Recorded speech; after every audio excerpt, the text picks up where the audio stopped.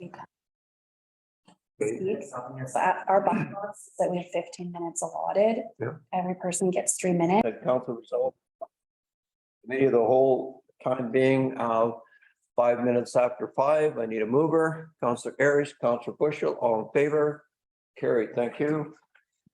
Okay, first up, we have Sergeant Murray McNeil here from the RCMP detachment and with his second quarterly report. Sergeant Valdez floor. Great. As the mayor said, second quarterly report. We're talking about the summer months here. So July, August, and September of 2022. And I'll just get right into it here. Of course, we're always continuing with our traffic efforts. And, did quite well over the summer. 69 stats for July, 137 in August, and 128 in September. Those numbers are higher than what you see for the last year, 2021. So we had 5 members working, averaging 22 per month. Our goal was 10, so we more than doubled that. A lot of success. Total number 334 was higher than the same quarter last year, 316. And 2020 totals were quite a bit lower, 260 due to the lower traffic volume. As far as impaired drivers, we had 4 for the quarter. That's 24-hour suspension and immediate roadside prohibitions are all included in that number. So 4 drivers are removed from the road. Same as the same quarter last year. Collisions, well, we didn't fare as well. For collisions, we had 2 fatal collisions to deal with on the highways. Well, one wasn't on the highway. One was a single motorcycle rider associated to the event that was held in the summer. He crashed his motorcycle on Old Town Road. That alcohol and speed were suspected as a cause of the collision. And then on July 24th, we had a tragic event where a driver was trying to attempt a left-hand turn on the 4 lanes in Malaqua. And he failed to yield to a westbound vehicle that was struck. And he was deceased a number of days later in hospital. We had some injury collisions to deal with as well. July the 2nd, we had a quad rider with an injured leg on a Forest Service road. Highway 97, we had a gentleman driving his motorcycle and he tried to turn too abruptly into the nice rest stop that we have in Mara on the lake there. Tried to turn left into that and was towing a trailer and he went down to his arm, so he was off the hospital. July 18th on Hillier Road, we had a motorcycle collide with a private gate. He was having a good time at an event and probably drinking a little bit too much and didn't see that there was a gate at the end of the road and promptly struck that. He was taken to hospital as well. July 28th, we had a multiple vehicle collision on the Pedestrian Bridge, which got a lot of traction in the news. You still see the damage to the bridge. It's temporarily repaired. What we had there was someone was trying to turn left. They were signaling left. They wanted to go up the road to the golf course. Vehicles behind them stopped. Westbound semi did not stop. He proceeded to rear end 2 vehicles and then he turned his wheel to the left, crossed the center line, hit that poor lady in the Ford truck, and the Ford truck was hanging like precariously off the edge of the bridge there for some time. No one was killed in that incident, but of course, as everyone saw, and it was mentioned in the news that it could have been far worse. So that was the main one on the 28th of July. August 3rd, we had a TCH of 97A semi truck T-bone an SUV that failed to yield to him. And then on the 15th of August, we had a single vehicle rollover with some minor injuries. Non-fatal collisions, so we've gone over the fatal collisions and the collisions with injuries, but just total number for non-fatal collisions. We were up significantly, 38 compared to 26 the previous year. I think we all noticed that there was a lot of traffic on the highway this summer. Everybody wanted to get to the Okanagan and to the Shuswap and have a good time. And the volume on the highway was certainly much higher, in my opinion, and many others' opinion, than the previous year. So we had that to deal with. As far as property crimes, break and enters, we had a good quarter. July, we had a break and enter to a cabin up in Crescent Bay. The water access only, small provided was stolen. And we had no commercial break and enters with anything of value taken. Theft of vehicles, August, we had a report of a travel trailer stolen from private property in Mara. And we were fortunate not to have any reported trucks, motorbikes, cars stolen. So you look at the property crime there for the 2 years, thefts were down, theft of vehicle was down 1 compared to 4. That's the travel trailer I just spoke about. And theft from vehicles were even down. Mischief was up, it doubled. We had a bunch of tagging going on at one point in the summer. This one tag, Daryl was dealing with that, which sprayed around the washrooms, a lot of the beach park and the washroom that we have right by Red's Rentals that was tagged, a few other places, the schools. So we spoke to people, some of the youth that we thought were responsible for that, and it seemed to stop.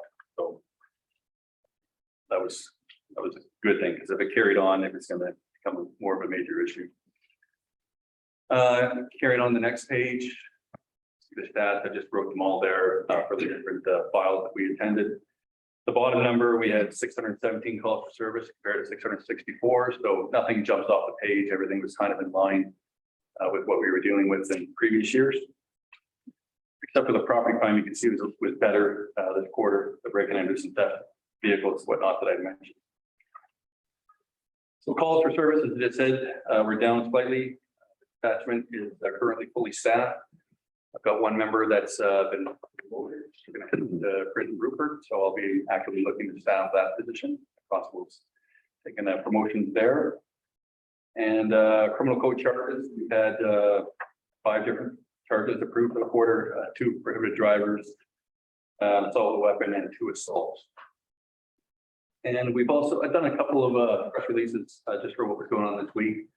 It's abnormal for the area, but we had 2 incidents where we had the air services, our RCP helicopter here, and 2 people that were not wanting to deal with the RCP, and we're willing to go to great lengths to avoid us. So we had to deal with them. One on Sunday, it was a truck, a pickup truck. We got I did a media release on it, so got information that the woman was to be apprehended under the Mental Health Act. She had come from Alberta, made her way to the province. And we located her behind a business here in Sycamoose. She fled from the officers, drove into a cornfield off Jessup Road, tore up the cornfield, did some pretty good damage to the truck, and continued to flee on the Canby-Solstice Road. We had the helicopter, and it's difficult to get away from the helicopter. And she went on our private property, tried to hide her truck on a gentleman's property on the road, and he, of course, called us, and we went in there, and she'd abandoned the truck. We found the truck, and then we had the police dog there, and the police dog located her hiding in the bushes. She went to the hospital. That was on Sunday, and then yesterday we had another incident. Cloning did the media release on the one that occurred yesterday. So I can just speak briefly about that. It started in Chase. Highway patrolman in Chase stopped the vehicle, Alberta plates, and tried to do a sobriety test on the driver. And the driver fled heading eastbound. He was cited in Salmon Arm. Salmon Arm officers attempted to stop it. They radioed to Sycamoose. We attempted to do some spike belts between Salmon Arm and Sycamoose. He drove around those, went into town, drove down 97, made it almost a Grin Rod, doubled back, came into Sycamoose, went back to Salmon Arm, tried to avoid spike belts again, came back into Sycamoose. And then I tried to, well, one of the counselors actually witnessed what I did. I struck him with the police car. He struck his car with my police car trying to stop him, and he continued on. And then I radioed into Revelstoke, and then Revelstoke had spike belts set up. He went over the spike belts, and he tried to avoid being arrested even once his car was disabled by arming himself with a torch and lighting the torch and threatening us with that. So, nice small town, but sometimes people. Some of the things that the officers have to deal with, and we had 2 of those incidents, Sunday and Tuesday, were the norm. And there's a good coordinated effort, as the media release said, between Chase, Salmon Arm, Sycamoose, Revelstoke, Air Services, Police Dog Services. Everyone was involved in that. And yeah, what these guys don't understand is once they start going east of Sycamoose and they're heading up to Malacca, there is no escape for them. They can't get fueled and they get to Golden.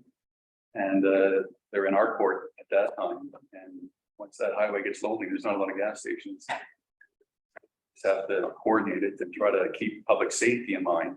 So it wasn't a situation where there was a police car and shooting that person down the highway because that would endanger the public. It was one where we were observing from the air, and then the air is informing the officers of what's going on. So that's the way we have to do business now, because we can't have a situation where an innocent party is injured on the highway, and you know that would come back on us and the action we take. So it's a tough balancing act, and yesterday was one of those examples of where we have to try to balance it and try to use tactics to gain the upper hand, and you're eventually successful. So yeah, just thought I'd mention that.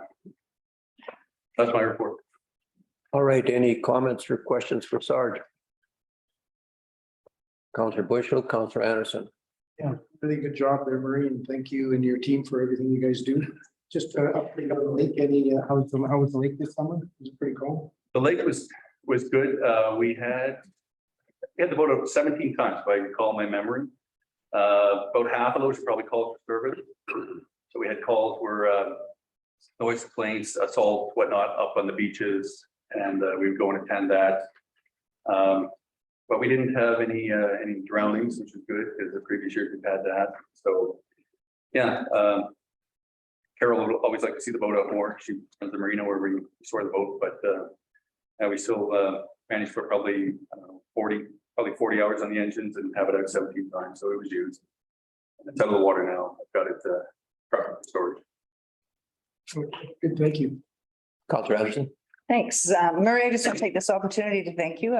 You guys do a great job, and I don't think that sometimes I don't think you're appreciated enough with all the characters that you have to deal with. So thank you very much. One of the things that I have been loving around Sycamores is the little pup. One of the members is training a pup right now. Yeah. He is adorable. So it's nice to see in town. Officer of the dog.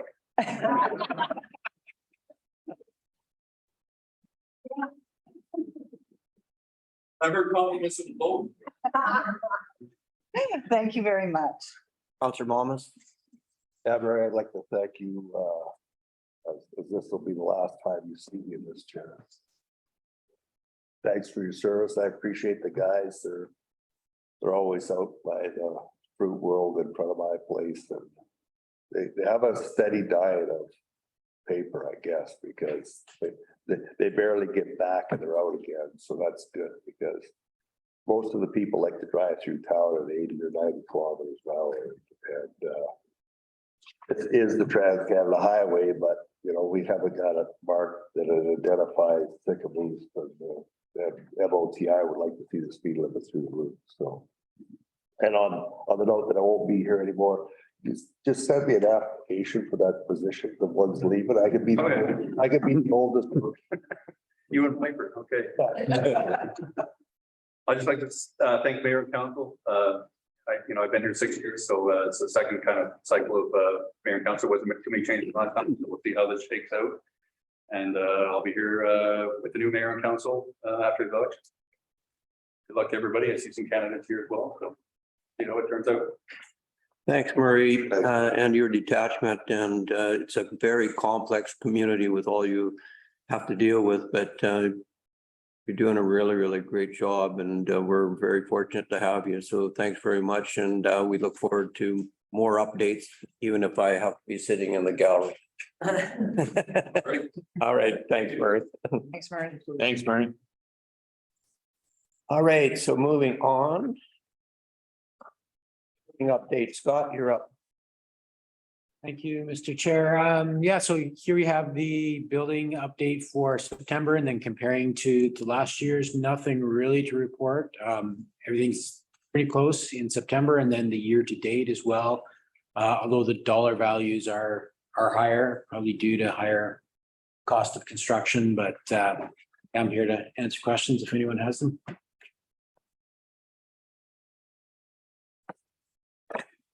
Any questions, Scott? Pretty straightforward. All right, moving on, thanks. So next, Kelly, I guess we got a financial report, September 2022 financials. Yes, thank you, Mr. Mayor. So I will just give you a brief summary of financial snapshot for the 9 months ending September 30th, 2022. I will talk about the general fund, the water fund, and the sewer fund. For our general fund, we're doing good. We're right where we should be. We collect the majority of our revenue, which is taxation. We're a little over last year in terms of revenue, and that's primarily due to the sale of service here. And that's because there's an additional 400,000 or 500,000 in there from the community health center that we had only previously operated for about a month or two, whereas now we have a full 9 months in there this year. So that's the main driver of that increase. And as well, I wanted to point out our licensing permits and fines. That is up over last year and really close to budget so far. And our building permits and licenses are up about 30,000 over last year. And our fines, our parking fines are up 10,000 over last year. So that's more activity driven. So, but overall our revenue is where it should be. And also our expenses high level are where they should be. We are about 400, just over 400 more than last year. And once again, that's public health and welfare. That's that increase, and that relates to the cost for the operating of the community health center. So that's the big differences. I mean, overall, we are in a similar spot as where we were last year. Other items to note, comparability purposes, protective services here, we're down from last year. This is because last year had the 2 Mile fire and the fire protection that we had to do, so that we had additional costs there. But yeah, everything is looking good and right where it should be. Debt repayment, this 80,000 here, that is for land and the clearing that we bought of the land for the housing project. So that's what that short-term debt payment is there. Moving on to the water and sewer funds. So good news, they're right where they should be. So our revenue for water is right where it was last year. Our bigger bill is the next 6 months, because that's where the higher water consumption is. Our expenses are actually a little less than last year, so that's good. And our long-term debt payments is right where it should be for budget purposes. So we haven't transferred the money from the general fund here to cover this debt payment, but once we do that, we'll actually be in a better position than we were in last year. And echoing that, the same thing. So we collect about $1 million in revenue for water. That covers our operating costs as well as gives us enough money to put some money into reserves. And our sewer, it costs us a little less to run, just over 800,000. And we are where we should be compared to last year, a little higher, but not much. And then our expenses are where they are consistent relative to budget in prior year. Then we have our debt payment. So once we move that money from here to cover that, we're actually in a better position than we were last year. So both our water fund, our sewer fund, and our general fund from an operating perspective are looking right, they're right where they should be. So that's good. And then our capital budget, I know this is a little small. I'm not going to go into it in detail. I know Carol gives his capital project updates. I just wanted to highlight on the dollar bills. So as of the end of September, we've spent 2.1 million, or about 30% of our total capital budget of 6.8 million. Some of the key areas that we're spending it on is the completion of our wastewater treatment plant upgrades, the completion of the Pedestrian Bridge, which is looking really good. And then we did some paving. We repaved the tennis courts, pathways at Beach Park. And then we've spent some money on the biofuel facility, the boiler, and a portion of the distribution works, as well as some preliminary costs for the healing center. So that's it with the capital budget. And then I'm just putting this for information, as this is the new service that we're providing. Is year to date for the community health center. So we are right where we should be for this time of year. So we're projecting $158,000 deficit this year, and we'll be about that by the end of the year. Keep in mind that this for the next 3 years is funded via grants. So this isn't actually coming out of the taxpayer. Yeah, and with that, I am happy to answer any questions or concerns you may have. Comments or questions from council? Kelly went through it in detail, and it's a really good job. I didn't think you'd try to pounded off during this last council meeting of the year for us, but no, appreciate it. Thanks for you and your team putting everything together. Numbers look good. Councilor McCabe. Yeah, thank you. Through the chair to Kelly, don't mean to put you in a hot seat, but roughly what percent of our capital project is grant funded? Oh, for this year, I couldn't even ballpark. No, okay, sorry. I would have to go back and look, but a good significant portion of our capital, I would say at least half, if not more than half, is funded for grants. All right. Any other comments or questions? Okay. Well, we have a CFO that's now our CAO, and so that's pretty convenient to have somebody that's that skilled at her job. So, and we're looking forward to seeing Kelly accelerate when it comes to the CAO position. And Bianca is coming on board with us as well. So we're looking forward to working with her. And she's just started a week ago now. Monday. Monday. Yeah. And Kelly knows this lady very well and has a lot of confidence in her. So we'll carry on, but thank you for that report. Thanks. Okay, so moving on.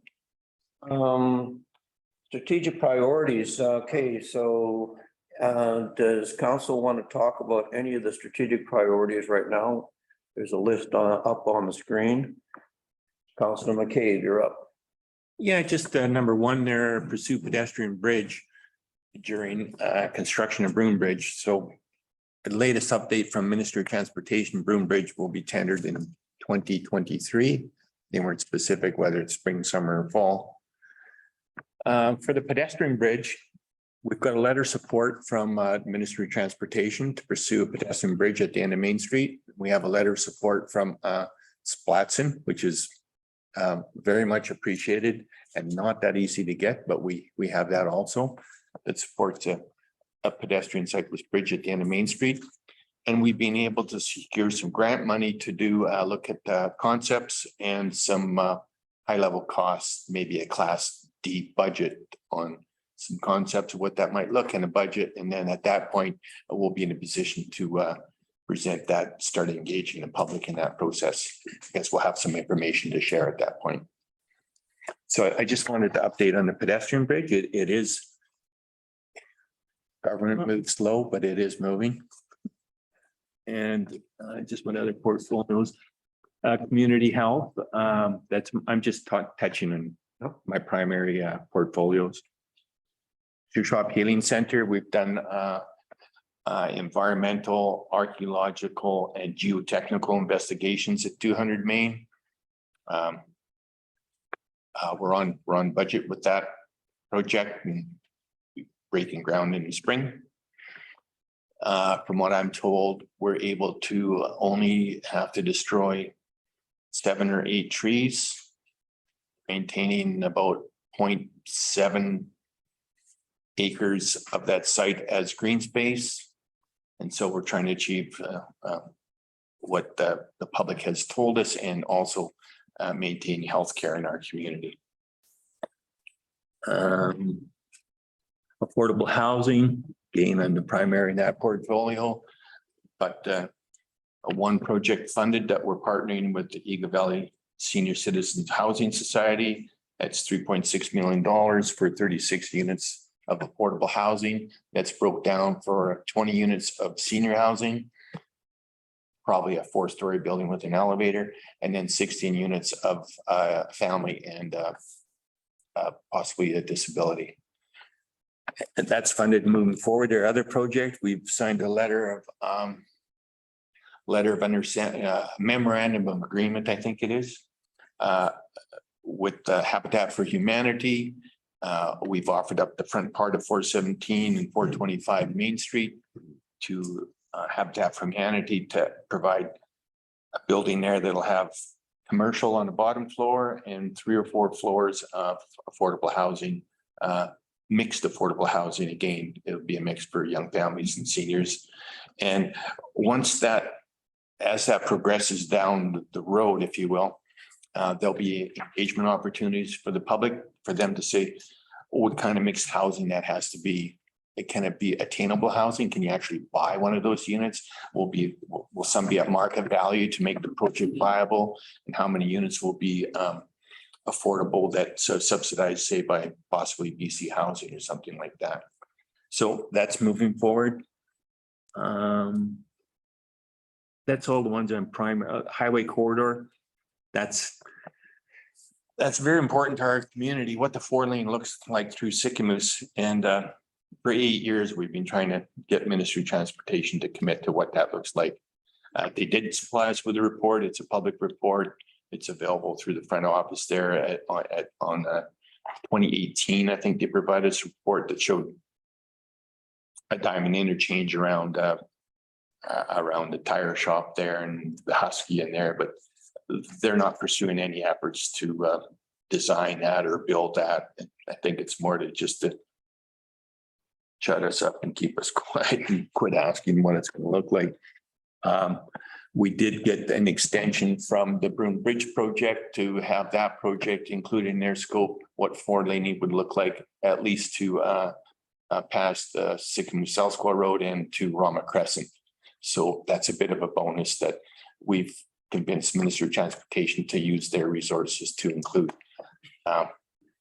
traffic impacts in 4-laning to at least Rama Crescent. It won't be 4-lane, but they'll have to collect data and tell us what it would look like. So a little bit of a movement forward there. And that's it for me. Sorry for taking up the time there. I think it was important for some updates. Yeah, thanks for the update. A lot of these conversations took place at the UBCM, Union of BC Municipalities at Whistler, and we met with both ministries and with staff. And the highway corridor plan was discussed, and of course the wellness center with the premier and several different of these priorities were brought to the attention of municipal or with ministry staff and ministries as well. So anyway, a job well done by the councillors and our new CEO during that particular conference. Anything else on the priorities? Councillor Malmus, you're up. Through the chair, so this is not what I wanted to see, but all the current terms need to be changed to multiple terms. Like, we didn't get the zoning bylaws completed, just about. Speak up a little bit, Jeff. So we did not get the zoning bylaws completed, so that's going to be a multi-term. The one thing that we got out of the BCM was when we met with the ministers, we were told after 5 years that they have fiber. Basically, all those trees on the side of the hill, and they said, we actually have fiber. But they actually said that there were communities that were applying for a community forest that they just told them there is no fiber. Like, I'm not sure, they named a couple of communities. I don't name who they are because they were told that at the meetings, there are no fiber. So now they have to go through, hopefully not a 5-year process to come up with allocation, which they claim they'll have that done by spring. So if they allocate what we've asked for as a collective group, which is the Splatson District of Sycamoose and Enderby, City of Enderby, it'll be pretty beneficial to the community. So whoever gets elected needs to keep pushing on this to find out. I thought we were going to get a letter from their office basically stating, I'm waiting to see that yet. I guess now that I'm on the way out, I won't see it. So hopefully somebody sees it. Right, any other comments or questions on priorities? One probably priority will be whoever gets elected to council on October 5th. The strategic priority should be one of the first things that we discuss, so that the new council is in the loop when it comes to a lot of the priorities. As you heard Councillor McCabe, there's a lot of moving parts and we're doing a lot of different things right now. And so it's going to be interesting when the new council gets elected. All right, so now we're going to move into council reports, and So let's start with Counselor Bushel. To the chair, I don't, since our last UBCM report, I don't have a lot to report. It's election mode, so. And it's all we've been doing the last couple of weeks since the last council meeting, so I don't have a lot to report other than. I just want to wish all fellow candidates and mayor and mayor councilors all the best in the election on Saturday. Counselor Anderson. Well, I've got three quick things here. One is the FCM resolution that's going to FCM regarding the zebra and quagga mussels. And I'm pretty sure that once I'm not here anymore, you guys will be happy not to hear about zebra and quagga mussels anymore. But whoever sits in this chair, make sure that it does stay top of mind. So it's going to the board on January the 11th, 2023. So I think that's a big accomplishment for Sycamoose to get this to FCM. So yay for us. And it will be legislation that could perhaps clean, drain, and dry when moving your boats from one body of water to another. The other thing is at UBCM, we had another resolution go in and we weren't sure if it had been endorsed, and that was the paid protesters. It's really important that we guard our natural resources. So when we've got paid protesters out there, they create a sense of false perception that there's so many people that are in favor of something. So, which does affect our natural resources and how we think and how we allow people into our province. So I'm happy to say that that has been endorsed by UBCM. So yay, it's on its way to its next step. And that's another resolution that's coming out of Little Sycamoose going up to the big house. The other thing is we discussed a little bit about the this pump out facilities on the lake. And there's so many pump out facilities that are now closing down. So the Shuswap Watershed Council has drafted a letter to Jim Standen from the Assistant Deputy Minister from BC Parks and Conservation Services, and asking them for a feasibility study to get pump out stations back into the BC parks. However, I mean, my gut tells me this is probably going to fall on deaf ears, and it's going to come back here, and we're going to be fighting for that through SILGA and UBCM. So. But anyway, it's a first step to make sure that there's our water's protected. So, and good luck with everyone running in the election. And thanks for those of you that I've sat with. It's been a fun 8 years. Thanks. Counselor Henderson. You've already done an update, so Counselor Harris, I'll get back to you. Counselor Harris. Well, I saved strategic priority number 17 for my counselor's update, and it's a small job supporting communities in bloom. Because the heavy work's all done by Deb Heap, who I'd like to congratulate on getting awarded 5 blooms this year. So.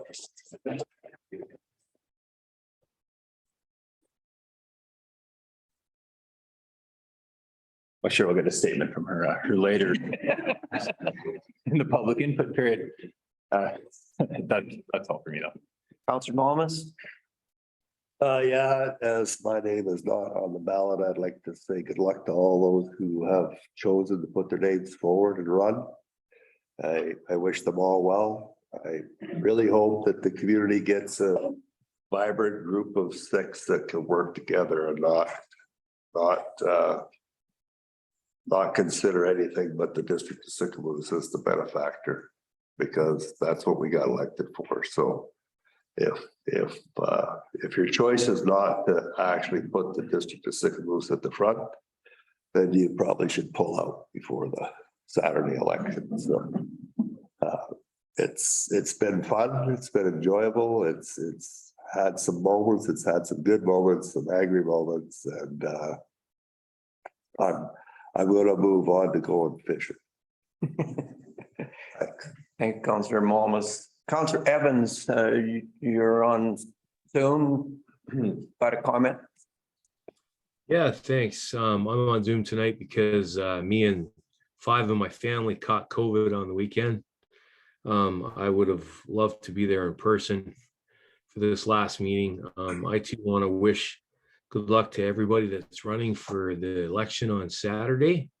And I just have spent a lot of time, as all of us have in the last 2 weeks talking to people about issues that matter to them and talking to folks that run B&Bs. And part of the reason they do that is to not just make money, but to survive. It's their job. And we're hearing you as you mention these hiccups with sorting out bylaw 1000. I want to thank Kelly for very clearly presenting finances and doing a great job as CAO. And I want to just a shout out to Tamara Longhorn at the Looney Tooney, not because of her work there, but because as a citizen, she helped organize the raising of thousands of dollars to help take care of a Ukrainian family that has come our way to Sycamoose. And I just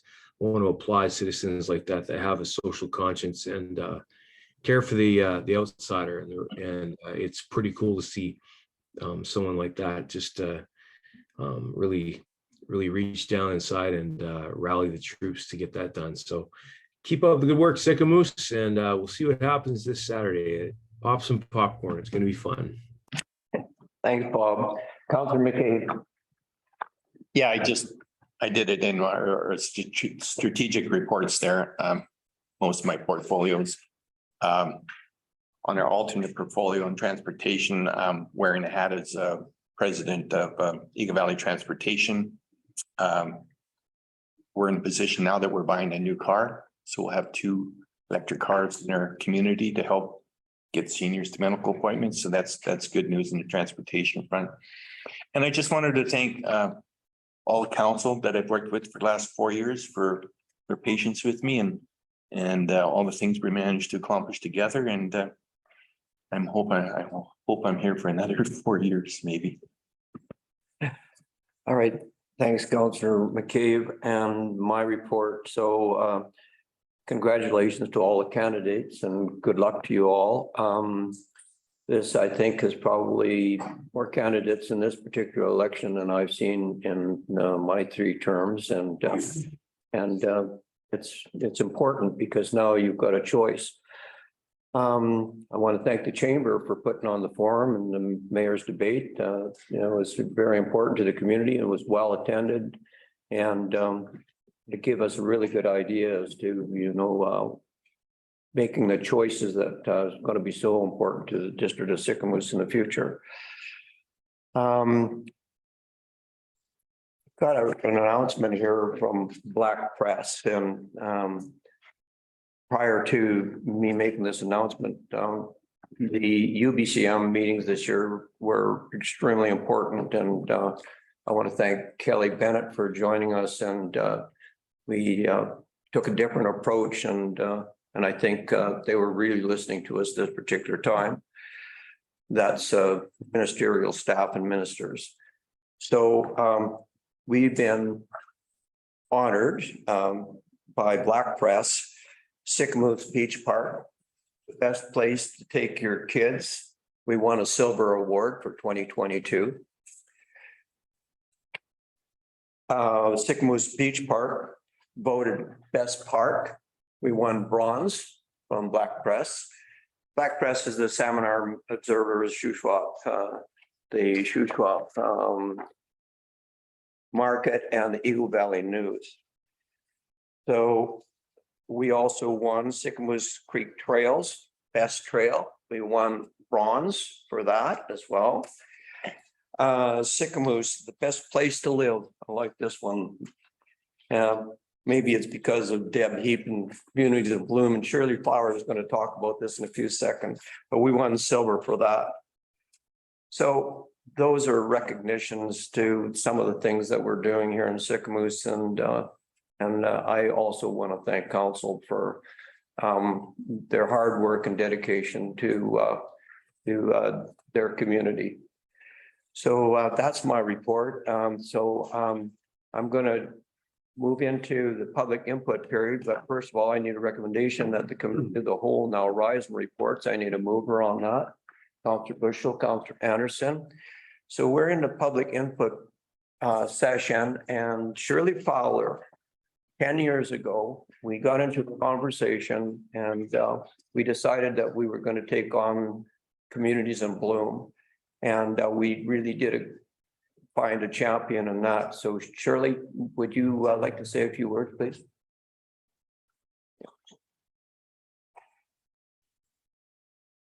In recognizing 5 blooms. First of all, do I only get a few minutes afterwards? You've got 3 words. You've got 3 minutes. Okay, Mayor, councillors, staff, oh yeah, and everybody else. I'm here for a really happy occasion, and I think with all of the awards that you just got, I'm considering maybe I should just take this one back home. Because Sycamoose got their 5 blooms this year and Armstrong did not.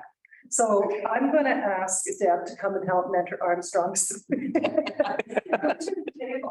When I came, I'm not sure how long ago it was. Was it 6 years ago last time I was here, maybe? Yeah. And I didn't know if it was going to be a firing squad of people not wanting to put any money into a program that maybe they didn't understand all that well. But I left knowing you were all excited about what this program can do for your community. Champion you found, she caught our attention at the conference in Clinton. And she caught our attention at the BC CIB, and she won the award for our volunteer of the year that year. So Deb, you've been well, your infectious personality has done it, I'm sure. So I'm not here to announce that you got 5 blooms, you already know it. I'm sorry, your program just fell apart, so I'll put that back together for you. I do have a certificate here for you that you will be able to get framed, and I'm sure the mayor and council are going to want it right smack dab in the middle of something. And also I have the report. Some years it's the dreaded report. This year, I'm sure it's going to be the fantastic report you've been looking forward to all these years. 5 blooms, nothing but good stuff. And then, of course, it's the coveted. Has anybody got a drum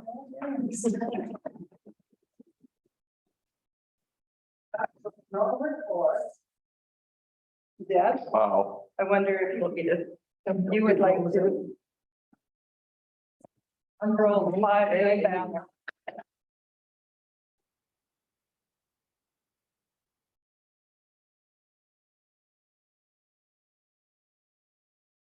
We get the pictures out. Yep. Oh, okay. Thank you. Yeah. What did I do, Mr. Mayor? Would love to have a picture.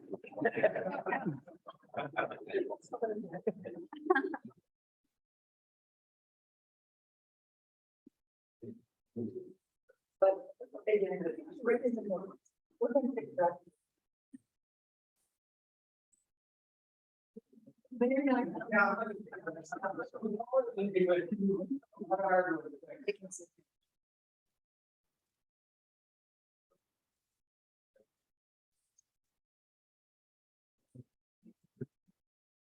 That is so cool.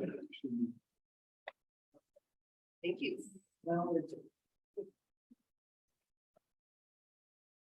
All right, so we have a little bit of time left. As anybody from the gallery would like to say a few words at this particular stage, go ahead. Mary? I can say thank you very much to the 2 outgoing counselors, Colleen and Jeff. You've been a real asset for the committee. And good luck on your new wherever it takes you.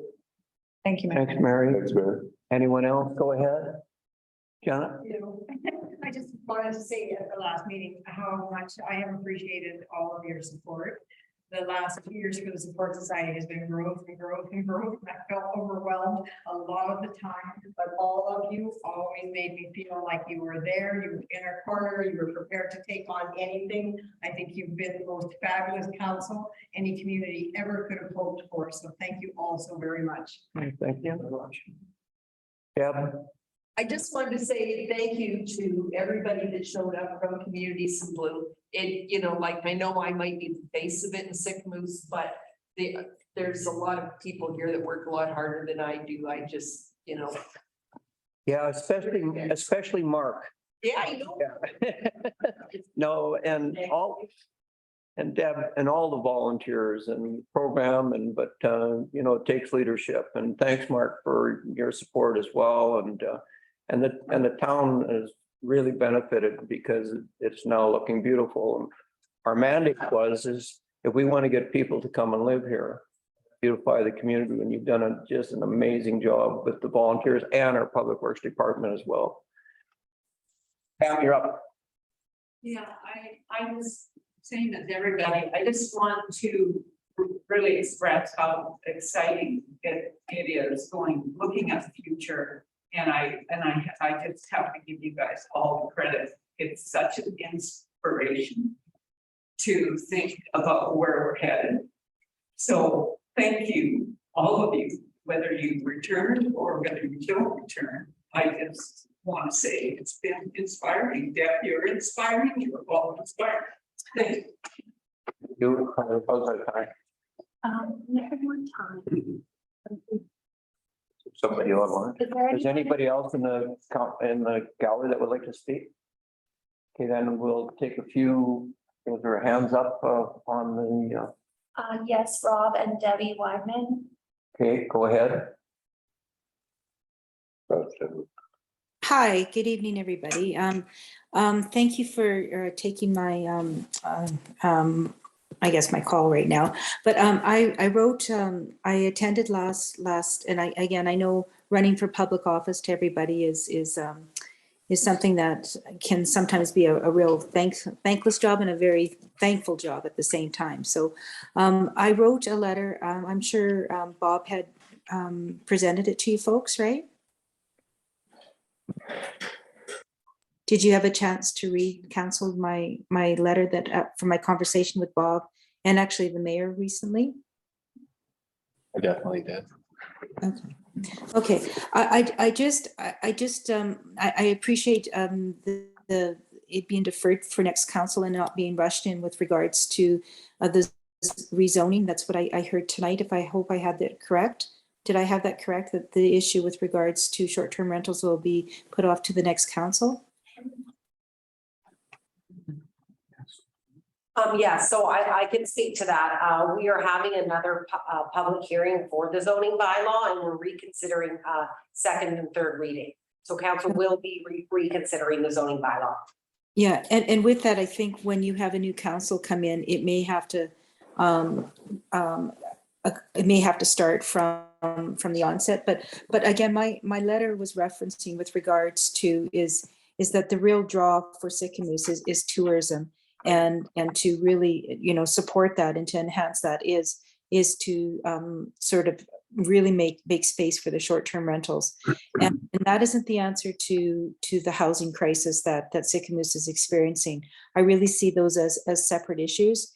And I really feel that, as I stated in my letter, that sort of pitting neighbor against neighbor is definitely not what I want.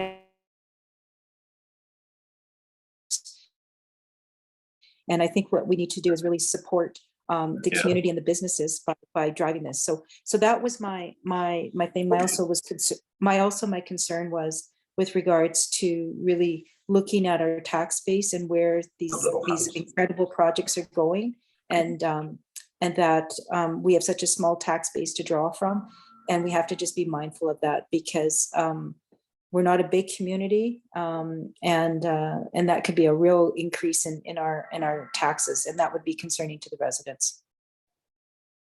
All right, so we'll take one more call. Online, sorry, MT Rebidge. Sorry, I don't know how to say the name. Hi there, folks. I'm Melissa Triberger. Oh, hello. Yeah, I'll be quite brief here. First of all, thank you for taking my call here as well.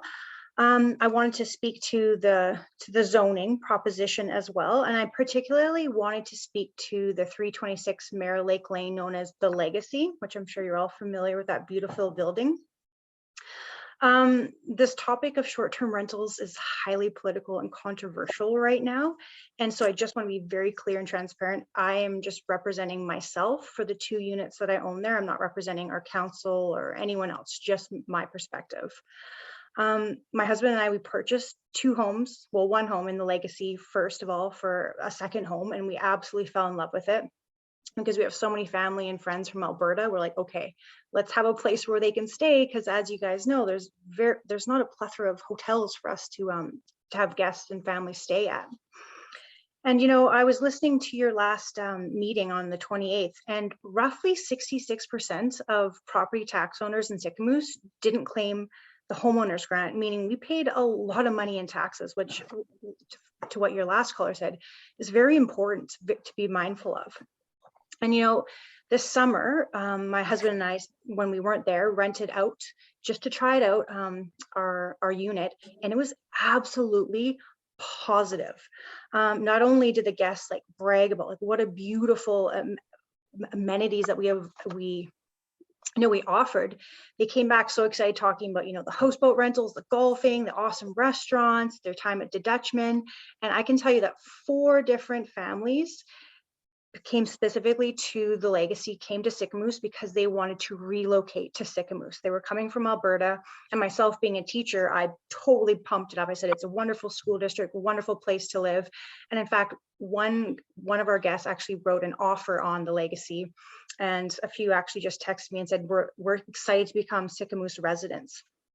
So I don't think, like, other than the money that these guests pump into the economy, and let's be serious, this is our economy, I don't think we can put a dollar value on the experiences that they give us alone. But I guess what I'm trying to say is I feel like my husband and other short-term renters, we're kind of like the Chamber of Commerce almost. We promote this town so much, and because we have limited hospitality, that is us. Speaking to one more quick thing here, as you guys saw this summer, the parking at the Legacy was a problem, but I want you to realize this one important thing, that it was a manufactured problem within our past council. Most of the units at the Legacy have 2 parking spots, one at P1 where you're allowed to just, you know, park your regular vehicles, but also a second one where you can put your boat, like your boat trailer. They passed a law rather surreptitiously saying that, okay, now only owners, so if my family came from Alberta to put their boat in there, they weren't allowed in there. Family, friends, renters, no one's allowed to use it. So of course, what happened? People had to park on the street, and it was no coincidence that this summer it was far worse than it ever was. And it's manufactured because we could be using those parking stalls down there. And just further to my point, we did some research here. 80% of our guests came with 1 vehicle, and anyone who did and needed to have boat trailer or other vehicle parking, they parked elsewhere. They paid for parking off-site. And, you know, most people come from Calgary, Edmonton, Vancouver, they carpool. Most people have 1 vehicle. And in fact, the people who are out front continuously, those are owners. That's not the renters that's doing that. Excuse me, please. Okay, we've heard you. Okay. Yeah, you're about 3 minutes over your limit. Okay, sorry. Okay, thank you. No worries. Okay, so challenging the zoning issue right now. Our CEO is working on it. And we're there will be a new council being elected here shortly and so forth. And so we'll address all of these things, but we ran out of time when it comes to the public input period. I would like to thank the gallery for all the kind words. And we'll address this, you know, at the next council meeting for sure. So you're probably going to see a new council, but we know how important this is. So I'd like to allow you to speak for the next 25 or 30 minutes, but we have to carry on with the meeting. So thanks for your input, and keep in touch with our CEO, and we'll continue with this. Thanks. I'll just say, rise and report, but we didn't vote. Where's this? Under rise and report number 6. We just. No, I already presented that. We had a mover and a seconder, but we didn't vote. Okay, well, I'm not going to worry about that right now. Okay, so now we're going to go into delegations. Job Endowment Fund, Roger Patno, Shutwap Community Foundation, and Rob Marshall with the Community Futures. You have the floor. Roger. Thank you very much. Yeah. Sorry, we got kind of complicated there, but we had to kind of put a stop to that so we could get on with the meeting, but we'll get back to that later. So I'll do have the floor. Yeah, I just wanted to say hello. My name is Roger Prento. I am from the Shuswap Community Foundation. I know many of you have got a fair bit of experience with us. For those of you who do not, the Shuswap Community Foundation is a charity. We operate throughout the Shuswap.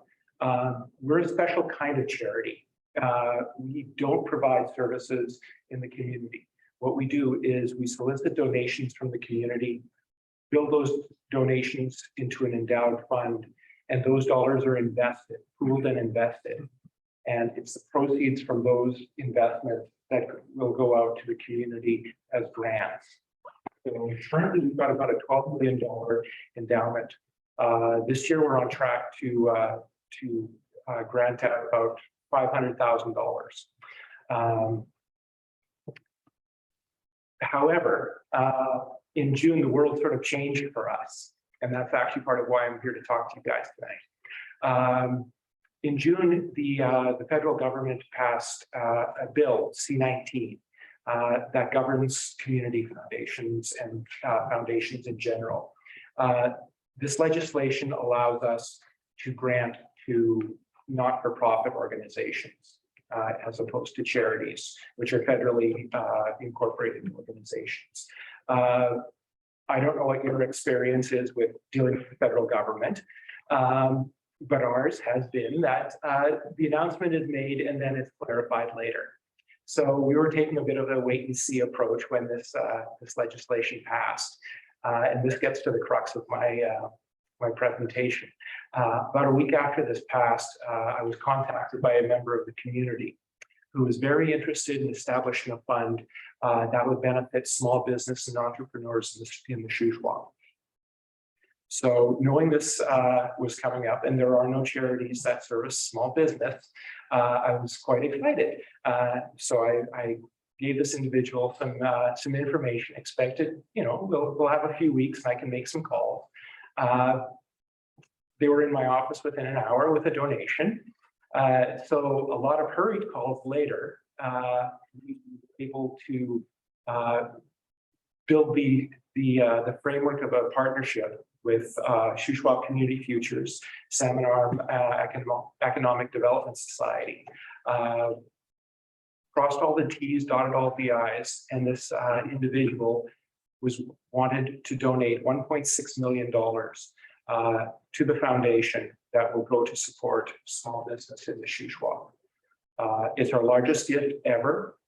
It's an amazingly generous and forward-thinking thing that's happened here. And for the foundation, we are incredibly lucky that we have organizations like Community Futures and economic development groups within this area that we can sort of develop this partnership with. So as I said earlier in the presentation, we do not deliver services, we deliver money. But I will leave it to Rob Marshall here to give you guys some of the overview about how these dollars will be spent. Thanks, Roger. Good afternoon. Thank you for the audience today. Yeah, again, it was a very unexpected surprise that we learned of this endowment and that the Shuswap Community Foundation selected Community Futures and Salmon Arm Economic Development to be the recipients of this annual. It's anticipated in the first year that the disbursement will be in the neighborhood of $75,000 and will annually after that. I have met a couple of times with Salmon Arm Economic Development. They will have some programs that they can use to support small business and entrepreneurs. And they will do programs independently, and we will have some joint programs that we can engage with as well, which is great. As Community Futures represents the entire Shuswap region, I'm very excited and looking forward to connecting with Carly and Sheila locally to find out from their opinions what we can do to help entrepreneurs and small business in Sicamous. And so I look forward to that engagement. I do connect with them fairly regularly already. But we will, I think, do a little bit of a deeper dive into some ideas and feedback that we can use to provide flexible, customized programming and support for small business here in Sycamoose. So again, there will be the first endowment will be released next August. So the money's going to percolate for a year before we receive our first disbursement. So in that time, we will have a more of a established plan with working with some other local partners, and we will present our plan to the community foundation just so they give us their blessing to go and proceed with that. But I think it's something that over time will evolve, and as we know more about individual business needs, we can be flexible with that and provide direct, very meaningful support, and I think have a great return on investment to this endowment and to each of the businesses that seek it out. So there will be more engagement as well, so we can let more of the public know about this endowment that is in place and how they can access it going forward. So there will be more information to be shared as time goes on before August next year anyway. So thank you for allowing us to share this great information with you today. And good luck on Saturday for those running. Thank you. Thanks, Rob. So this deals with education, health, amateur sports, arts and cultural activities, heritage, social programs, rescue, emergency services, and community policing and animal welfare. So it's a pretty broad scope. So be sure that we'll be taking we'll take a scope on this, and we'll be putting in our application. This fund specifically is for businesses, but everything that you mentioned right there, the foundation does support and with funding throughout the Shuswap. So I know you've got a thing for three-legged cats. So The wonderful partnership between these two groups. I mean, you take communities futures and your organization as well. And I chair the Economic Trust of the Southern Interior, and so it's about partnerships, and Community Futures is a big player in this. So thanks, Rob, and yourself, Roger. And I'm going to open up the floor to the councillors here if they have any concerns or questions or comments. And just, Rob and Rob, I really appreciate what you do for the surrounding area and the sheepwalk, and keep up with it. And it's pretty exciting about that and down. thank you. Councillor Malmus. So Rob, is it with this fund for businesses, the startup, are you gonna run that the same way you do your, then they're, right now they have to be on EI, or they used to have to be on EI to qualify to come visit you or get some money? No. The on EI is a self-employment program that was one branch of what Community Futures does deliver. In the past, we did deliver all the employment services. And then over time, the federal government downloaded that. It became a provincial program. Work BC offices mostly delivered that. Over the last couple of years, we have reintroduced a self-employment program within our office.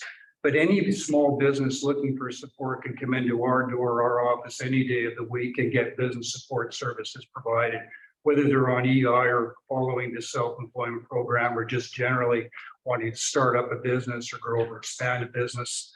That's what we're there for. We've been supported by the federal government through Western Economic Diversification since 1985. So we're here to support all small businesses any way we can. This endowment just allows us to enhance it to another level to provide more direct one-on-one support that I think can really be meaningful in a different platform for sure. Yeah, it's a very, very good program. I actually attended it in 91 or 92 in Vernon under false pretenses. Mostly because I heard about how good a work you guys did. And so I owned the company that I had, and I gave myself EI, so I qualified to come in the door. I always love testimonials like that, so thank you. Thank you. Thank you for the update, and thank you for the support, and well taken. So Thank you. thank you. Thanks. Thank you. All right, moving on. Sycamore's Curling Club lease staff report on the Curling Club lease. Kelly, you want to comment on this? Yes, most definitely. So this is here for you today for some direction. We have the president and vice president of the Curling Club here, Brenda and Scott. So they have previously submitted a letter and come to council in February of 2022, requesting an early renewal of their 5-year lease. So their lease currently expires April of 2023.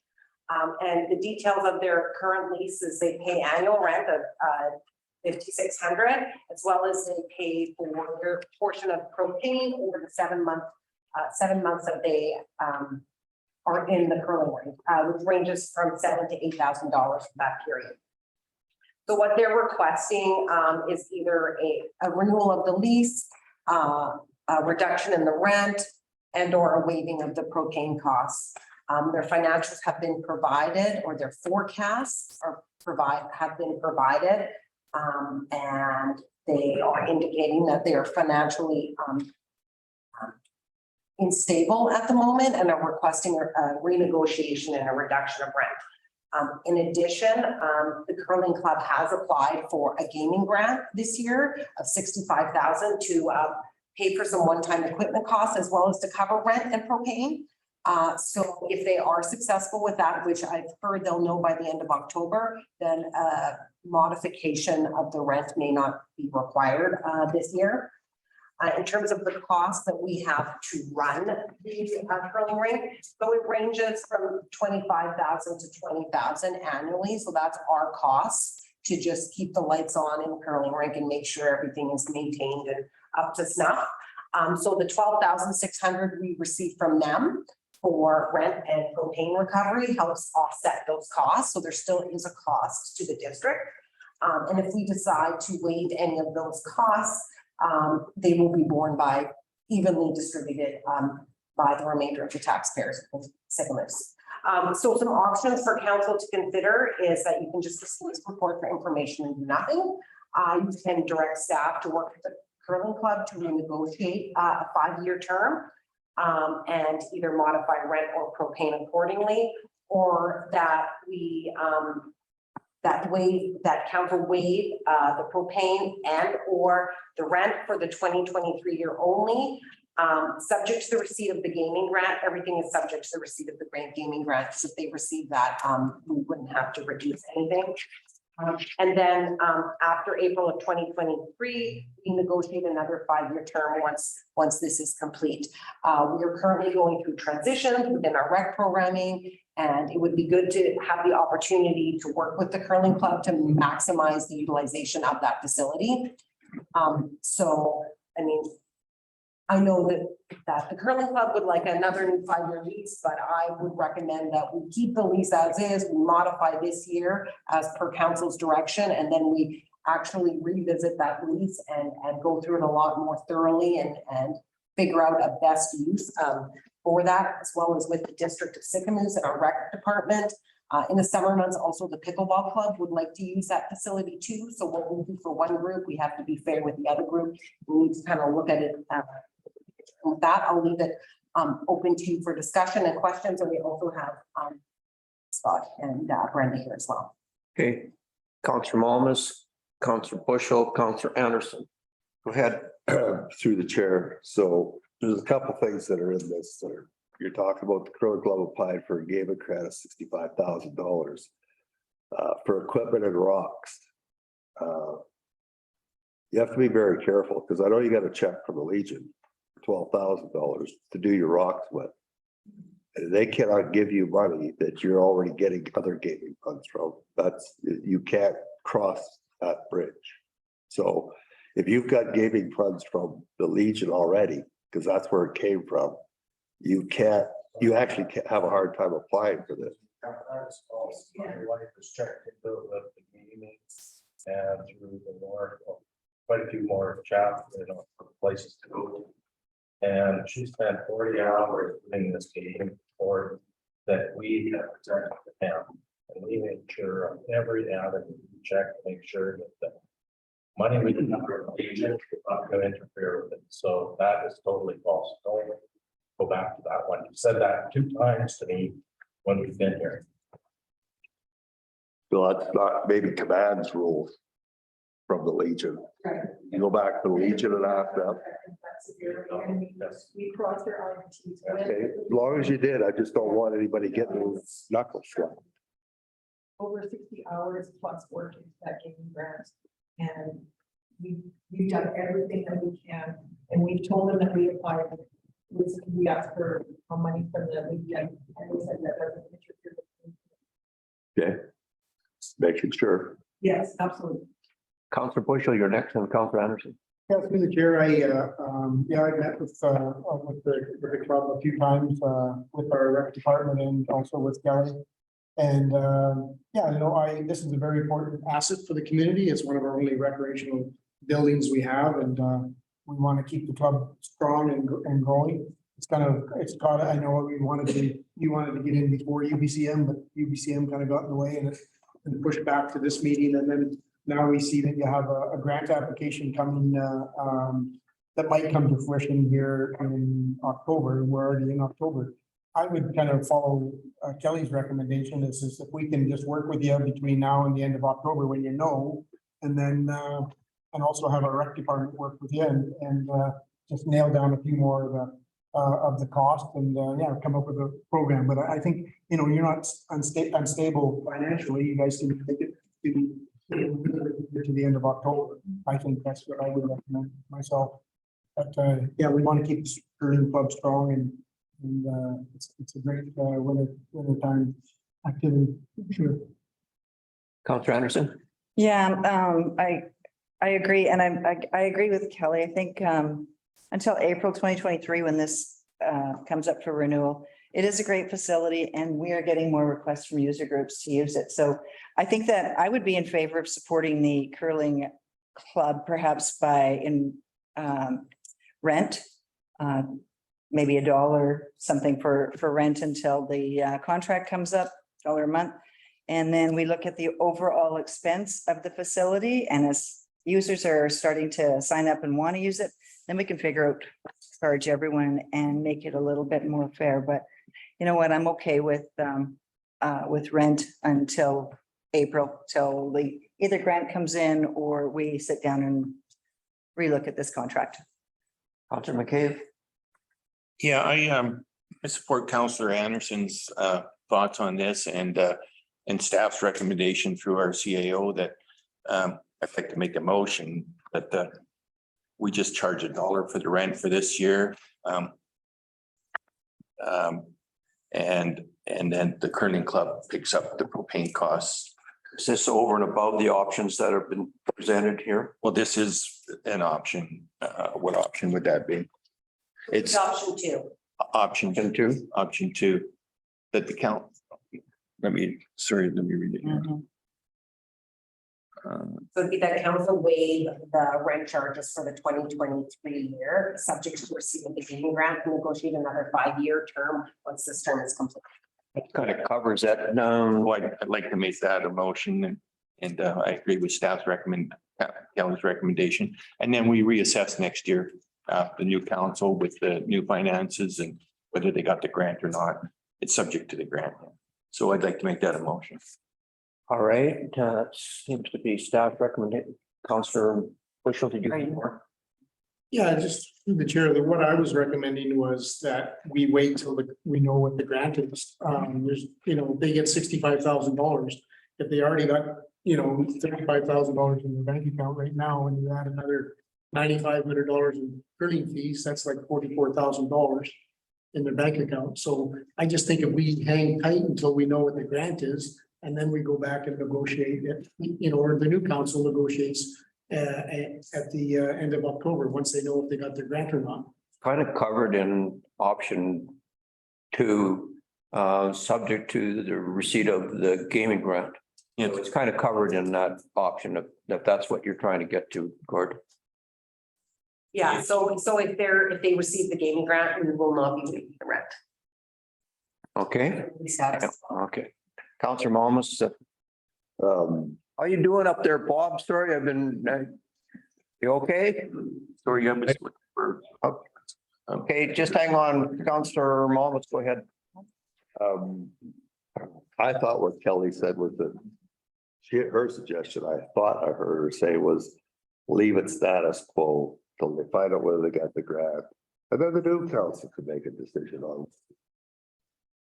Like, don't saddle the new council with your last decision of what you're gonna do this year.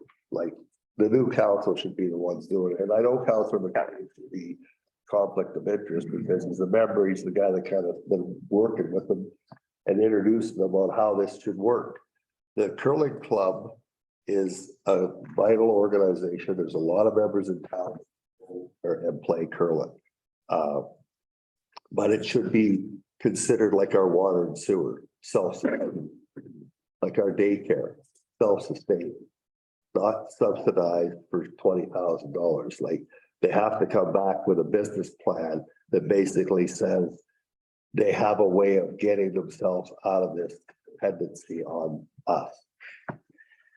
I just take a look at option, and I hear what you're saying, but it's subject to the receipt of the gaming grant and negotiate another 5-year term once this term is complete. So I kind of look at that and I agree with option 2, but Councillor McCabe, you're next. Yeah, it's just sort of a very polite point of order. I did make a motion and we'll should be asking for a seconder in that motion.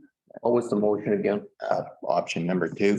The council waive the rent charge for the 2023 year, subject to the receipt of the gaming grant, and negotiate another 5-year term once this term is complete. So is And- there and- an amendment to that motion? No, but I'd just like to add that what we have here is a non-for-profit society offering the district of Sycamoose to deliver a recreation program on behalf of Sycamoose. So if this non-for-profit society isn't delivering that recreation program, how much would that cost the district of Sycamoose to deliver that program with unionized employees running the bar and maintaining the ice? So I think this financial report by staff is slightly skewed because it doesn't show how much it would cost. Sure, it shows a deficit if the district rents the building for $1 and the club just pays for the propane. But it doesn't show how much it would cost the district to provide that service, that recreational service to our community if this non-for-profit wasn't stepping up and doing that. It would cost way, way more. And so, yes, I'm looking for a seconder. So you're moving into. Okay, then, if that's the case, you're putting it on the table, so I'll ask for a seconder. Councillor Anderson, I'll ask for more comments on this or questions. Anybody want to comment? Okay, then oh, Bob, do you have a comment? You got hands up? Yeah, go ahead, and then I'm going to call a question. Thank you. I'm pulling for you. I hope you get that gaming grant. I do think about the fact that we are paying a lot of money to help keep our Sycamoose Rec Center arena open every year, and we have next to no input and control on what's going on there. At least with this fine facility and the people that use it, we have ownership and control. I'm grateful for that, but I do think that Councillor Malmus is right that we should hope that they get the gaming grant and then let the next council make the decision about what's going to happen as far as the rest of the finances are concerned. All right. Councillor Anderson and Councillor McCabe. So, and probably, Brenda, you can answer this. The funds aren't there to get you through till, April. Is that correct? Sorry. The funds, can you get through to April if you weren't given? Yeah, 23. But after that, we having. Councillor McCabe. Yeah, to answer Councillor Bob Evans' question, that is covered in the motion I put forward. It's just for the 1 year. It's just for this curling season and subject to the grant and then to be revisited by the new council with input and information from the finances from the club for the years to come. So we're not straddling anybody for any long term. It's just a 1 year just for this season. And that's what this motion covers. Counselor Malmus, But actually, this motion says propane or rent for 2023, which means for the remainder of 2022, you would be paying. Yeah, but that's what that one is, but Counselor McKay have suggested just to waive the rent. So the propane still stands and it would be just the rent waived for the 2023, correct? Yes. And I just wanted to clarify that actually this rent gets collected upfront for the 6 months. So this actually affects the 2022 budget, which the taxes have already been set. It really won't affect the 2023 year. The next year's budget, it affects this year's budget. so for clarity, That council waive rent charges for the 2023 year, subject to the receipt of the gaming grant, and negotiate another 5-year term once this term is complete. is that correct, Kelly? Yep. Yeah, that seems to be it. So we had a mover on that. We had a seconder on it. Any more comments on this? I'm going to call the question. All those in favor? Bob? Okay, it's carried unanimously. Thank you. All right. That's your council going to work. Let's figure it all out. Thanks, Brenda. Thank you. Can I just say one thing? I just wanted to let you know that we kind of put our hearts out there this year with the members and everything like that. And we did actually generate a little bit of money from Canada Day and from the barbecue from the festival. And I think we could be up 15% on members this year. So we are pounding the pavement on everything that we can do to generate more revenue. And now we've done everything we can do. And because, like we said, we're just a society, we're all volunteers trying to make the best that we can of this club and trying to keep it going. And without your guys' support, we can't. Thanks, Brenda. All right, we'll move on. 2023 UBCM grant application, Sycamoose Fire Department, recommendation that council support an application to the Fire Spark Economic Recovery Fund for a $200,000 grant to fund fire spark activities within the district of Sycamoose. I need a mover on this. Councillor Aries, seconded by Councillor Bushel. Brett, give us an update on this and we'll make a decision. Thank you, Mayor and Council, through the chair. So we're looking to do applications for a couple of grant funding opportunities. One of them will be, we need recommendations and council resolutions in order for these grants to be forwarded to the actual organizations that administer them. Our primary purpose is to gain the successful application of these two grants. The $200,000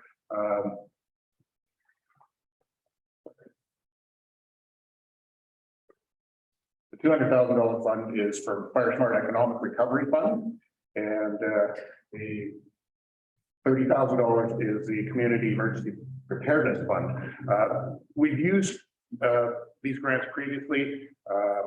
What changed is a couple of things. They've increased the amount, which is great. With that, we look to, in the $200,000 grant, look to hire a full-time Fire Smart coordinator.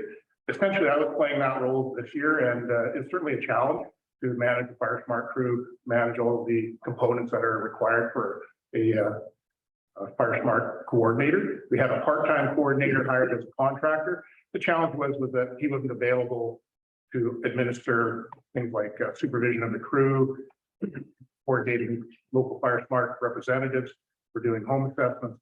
This created some challenges for us. So with the increased funding, it felt that we should be looking at a full-time Fire Smart coordinator. So their job will be coordinating that particular position, coordinating the crew, all the programming that's available out there as well for promotions. It's certainly going to be a full-time endeavor for that particular person, whoever takes it on. Some of the background is UBCM administers this fund. What's interesting this year is that 50%, as soon as we're granted the actual grant, 50% of the grant is upfront. So instead of us having to pay in the past $150,000 and then write a final report and get paid, This year, we'll be writing the report, and as soon as it's accepted, $100,000 from that $200,000 are going to be paid to us. Same deal with the $30,000 fund. We make the application, if it's accepted, then we get half of that application. And certainly that makes it a little bit easier from the financial side, for sure. So our discussion is obviously this past year, you saw the Fire Smart crew working on a bunch of different properties. A lot of it was targeted towards seniors, those who were disabled or those who were unable to perform that type of work themselves. And it was really our success story. It was great to see the crew out there. The positive response from the community was fantastic. And we hope to be able to continue that success into next year's program. Our coordinator is also going to be responsible for managing some of the grant side of it. So writing reports, writing next year's grant, and also managing the financial side of it with my help, of course. One of the new things for the 2020 grant as well is the opportunity to purchase equipment for structural fire protection for our community. So in the past, we've had our trailer up in different areas doing fire protection for other communities. But as we learned in 2021, if our trailer is somewhere else, we are going to be looking at where are we going to get equipment from. And as much as we are very fortunate to have the CSRD provide their trailer, it was still almost 4 hours before it showed up. And it would have been nice to have equipment in place to deal with those kinds of things. So $45,000 from that grant is kind of targeted towards that type of a purchase as well. And they laid it out fairly clearly as to what it is we should be looking at. The Community Emergency Preparedness Fund, obviously the acronym is a bit of a challenge sometimes. That one is for purchasing equipment and training. We've already got our training fairly well sorted out. We've invested quite heavily in our bringing our firefighters up to the NFPA 1001 service level. And now it's quite a bit less expensive because we've got the bulk of our firefighters trained to a full service level. So we're not looking towards training, we're looking towards equipment. One of the primary ones will be purchasing equipment to bring our structural protection trailer up to snuff. That's the province brought in some new requirements, and because of that, we're looking at purchasing new hose and new equipment to put on the trailers to bring it up to the provincial standard. And that'll be a requirement for that trailer to go out again. So that's what that Community Emergency Preparedness Fund targeted for. Is there any questions as far as How much a question from council? Councilor Bushel. Yeah, Brent, is for hiring that person, is there any anybody within your organization that can do that, or are you gonna source outside the community? Certainly will be presented to our local firefighters. Whether anybody will meet the requirements for the position will be a bit of a question mark. Certainly it's fairly involved, and typically and from talking to other organizations, other communities, they've the Fire Smart coordinator has typically been a former BC wildfire member who has that wildfire background. Whether that's requirement or not will remain to be seen. So what this is it's council support an application. And when I was in UBCM at the workshop regarding Fire Smart and the importance now because of Lytton and Fort Mac and whatever, now they're prepared to put some money forward in order to support our community when it comes to Fire Smart. And it's extremely important to the community. And $200,000, you know, I hope we're lucky enough to get this grant because I'd like to see a fire audit done here. I talked to you about that, and we have some complications, and you know, it can happen. So this is just a way in order to protect ourselves. So I'm glad that these grants are available, but it's an application and it's not guaranteed. So anyway, that's what we're doing here. We're recommending that we support an application. So any more comments on this? Okay, I'm going to call the question. All those in favor? Okay, the second part of it, Brett's talked about it, recommendation that council support an application to the Community Emergency Preparedness Fund for a $30,000 grant to support training and equipment for the Sycamus Fire Department. I need a mover on this. Councillor Anderson, seconded by Councillor Ayres. I'm going to call a question. All those in favor? Carried. Was there any concerns, Colleen? No. No, okay. Carried unanimously. Okay, thanks, Brett. Thank you, ladies and Good gentlemen. luck. Support is appreciated, as always. Okay.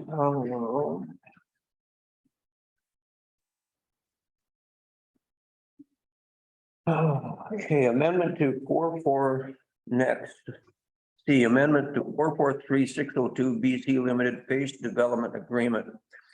Recommendation that council approve amendments to the phase development agreement with 443-602 BC Limited as presented and authorized the mayor and corporate officer to execute the agreement this 12th day of October 2022. Kelly, you want to? Excuse me. I'll get a mover on this. Can I get Excuse me, Mayor. I'm going to excuse myself from this, recuse myself because I find it might be a conflict of interest as I'm the marine. Colleen? Thanks. I need a mover on this. Councillor Bushel, seconded by Councillor Malmus. Kelly, you want to give us a report? Most definitely. So before you today is an amended phase development agreement. Back in 2016, we went through a comprehensive review and adopted a bylaw which encompasses the phase development agreement, which is for a 270-foot marina at Old Town Bay. So under the Local Government Act, minor amendments can be made to agreements, and this can be done via resolution rather than going through the rigorous process of a bylaw and a public hearing.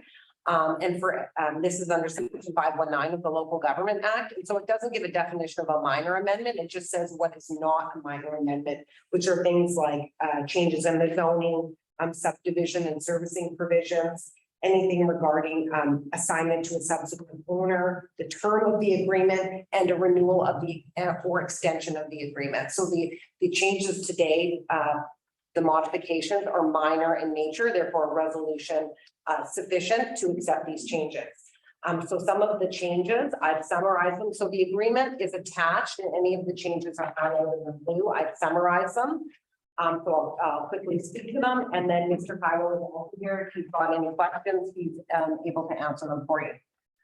So section 12.2a, there's some so there's information. So the use of the boat launch and the access is for non-commercial vessels only. So there's that change for non-commercial vessels. Section 2.2c, modifying the language around the hours of the public boat launch so that it can be accessed to coincide with seasonal operating hours of the marina versus general business hours, which is what it said previously. Requiring the district to maintain general liability insurance for the public areas. We ran this by our insurance broker, and we already have that insurance. We just have to provide a certificate to the developer on this. Adding language to allow the pulling of vessels and conducting minor repairs on the traffic circle adjacent to the public boat launch by the developer. That's been included in there. And as well, removal of section 14, which is a conditional provision of mooring slips, which had a 1-year conditional period, therefore is no longer relevant. So it has been, it has expired, it has been removed from the agreement. Adding an indemnity clause in favor of the developer. There's already one in favor of the district, so adding another one, and then modifying the statutory right-of-way plan with some different lines and changing of the public pathway. I've got all the attachments and information here, so I'm open to questions, comments. Leave it with you. Open to the floor. Comments or questions from Councillor McCabe. Thank you. Yeah, just through the chair to Kelly, I have read through this document as closely as I could. I'm not really an expert on it, but under the definitions, I guess, in where are we here? 1.1b, where it makes reference to all the bylaws that this phase development permit is referenced to. So community bylaw number 750, zoning bylaw number 101, and subdivision development servicing bylaw number 500. With our official community plan, we're very close to getting a new bylaw 1000. And I guess my question to staff, if through the chair, that possibly Kelly or maybe Scott, is are these references current and accurate? Or should we be maybe tabling this until our bylaw 1000 is passed? So this development permit can be more properly updated to reflect the current bylaw. So I can answer that. I mean, our zoning bylaw is being repealed and replaced with another zoning bylaw. So this reference to bylaw number 101 would just automatically assume the new zoning bylaw if the old zoning bylaw is no longer there. Frequently, these agreements say whatever the bylaw number is as amended from time to time, knowing that over time bylaws get changed and amended. I don't think that's a critical piece in here, but I mean, it's up to council on how comfortable they feel with it. I don't feel like there's an issue. The zoning bylaw hasn't changed. Oh. Yes, the zoning bylaw has changed. That's a 2009 document versus 2015.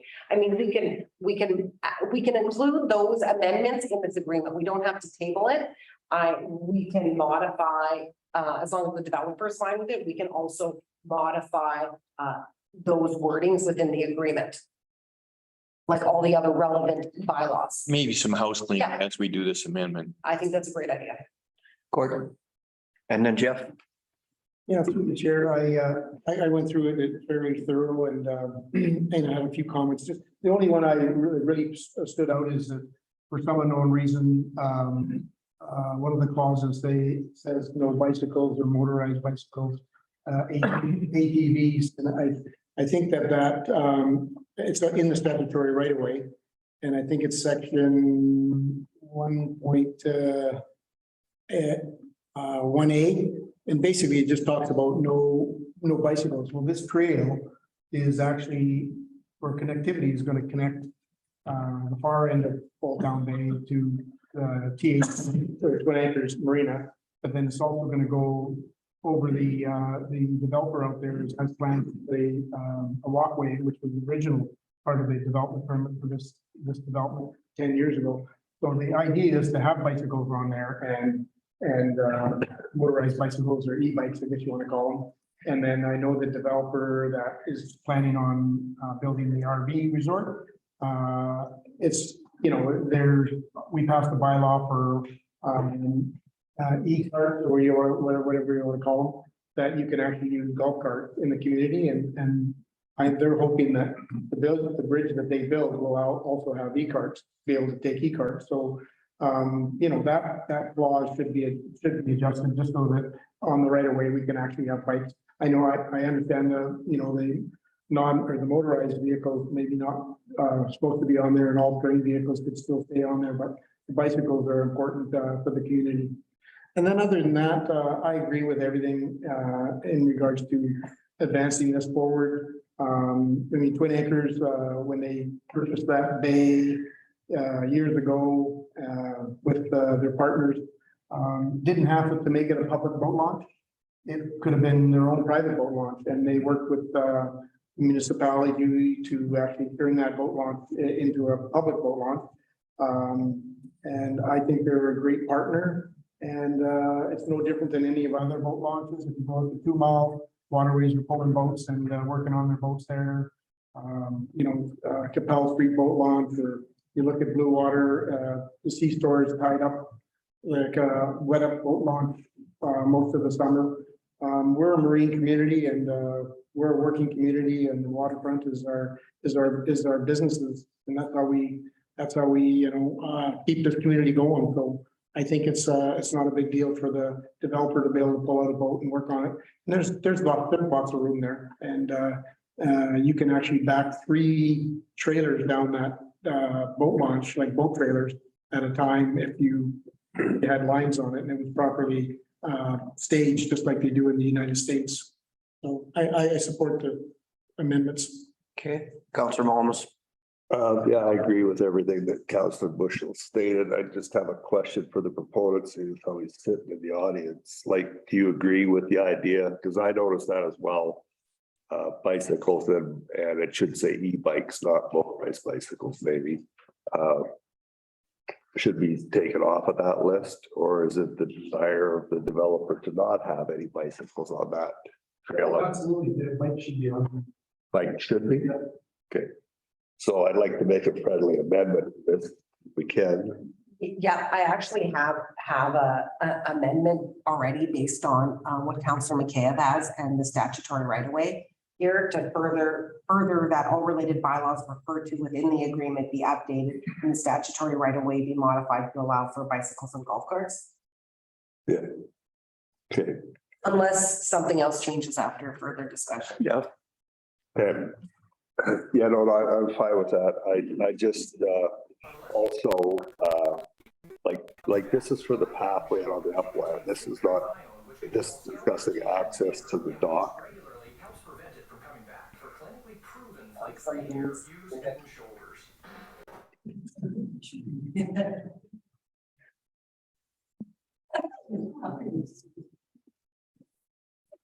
So. Okay, so about the amendment, okay, Jeff? Any more? Yeah. Go ahead. So I noticed that this covers the on land stuff and I'd like to know, because this is 6 years. This is 6 years ago that the boat launch got done. So it's 6 years now, it's coming to the table. Is the boat launch actually still not ours, or is it actually transferred? Do we get the survey? Do we get that done? This is all part of it. Like, 6 years is a long time to be waiting for a document that should have been done back then. And if you leave it for the new council, they're gonna be just as lost. You'd be starting over. It might take 4 years to get it done. So is this actually completed now? Because it was generous that group donated the boat launch. Of course, we had to pay to put the concrete in, but all the survey and everything, they did all that. So we benefited by this. So is everything to do with this file now closed? Like, is the boat launch done? When this is done, we're done? So I believe so, because I think this little piece here was part of it, unless Mr. Kylo can talk about that. I know you want to know about that.